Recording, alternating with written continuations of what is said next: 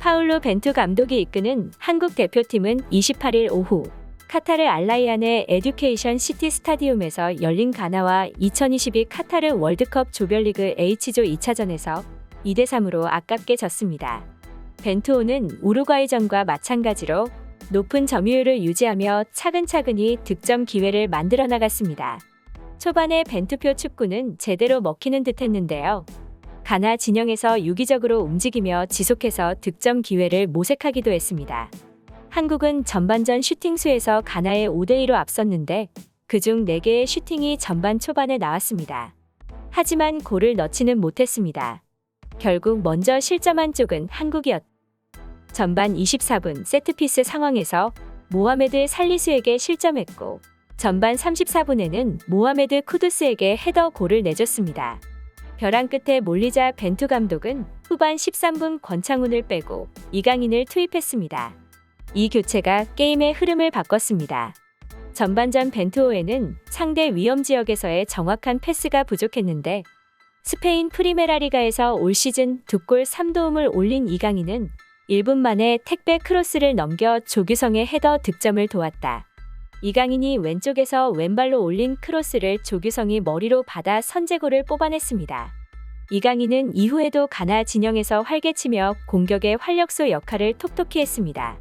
이강인 덕에 흐름을 탄 벤투호는 후반 16분 김진수의 크로스에 이은 조규성의 추가 골이 터지면서 2대2로 균형을 맞췄습니다. 그러나 벤투호는 수비 집중력 부족으로 후반 23분 쿠두스에게 실점해 결국 패배했습니다. 하지만 이강인의 황금 왼발만큼은 매우 밝게 빛났는데요. 이강인의 침투 패스는 상대가 예측하기 힘들었고 로빙 패스는 질주하는 공격수의 머리나 발 위에 정확하게 얹혔습니다.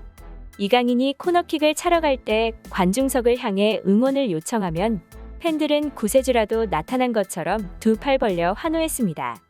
이강인은 2019년 U20 월드컵에서 한국의 준우승에 앞장서며 한국 축구 사상 최고의 유망주로 떠올랐습니다. 하지만 벤투 감독으로부터는 철저히 외면받았는데요. 지난해 3월 한일전에서 A대표팀 데뷔전을 치렀으나 이후 한동안 선발되지 못했습니다. 올해 9월 A매치 때 오랜만에 벤투 감독의 부름을 받았는데도 1분도 뛰지 못했습니다. 그러나 26명의 최종 명단에 극적으로 이름을 올려 월드컵 무대에 서게 됐습니다.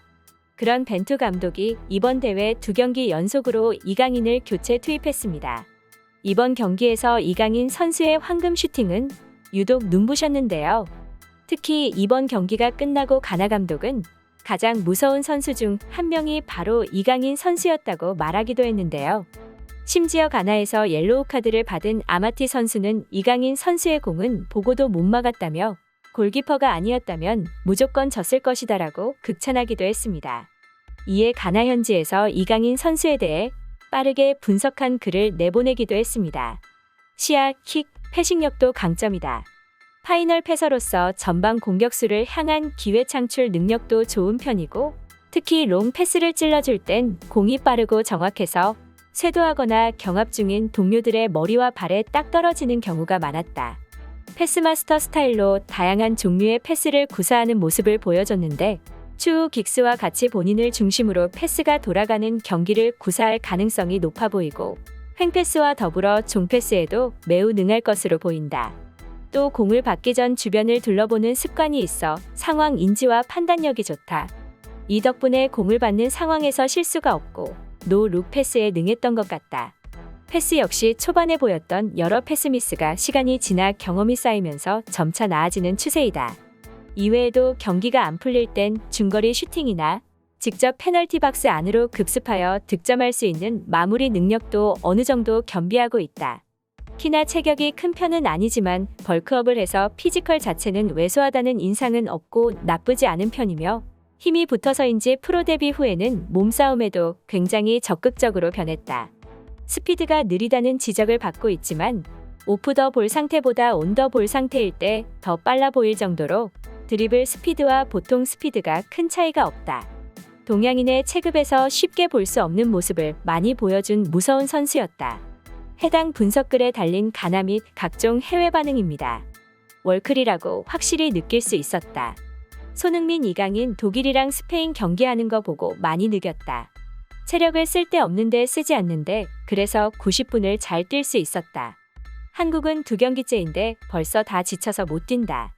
벤투의 고집이 전반전을 말아먹었다. 이강인이 전반 출전 안 한 건 벤투 개인 편견 때문일 것이라고 예상된다.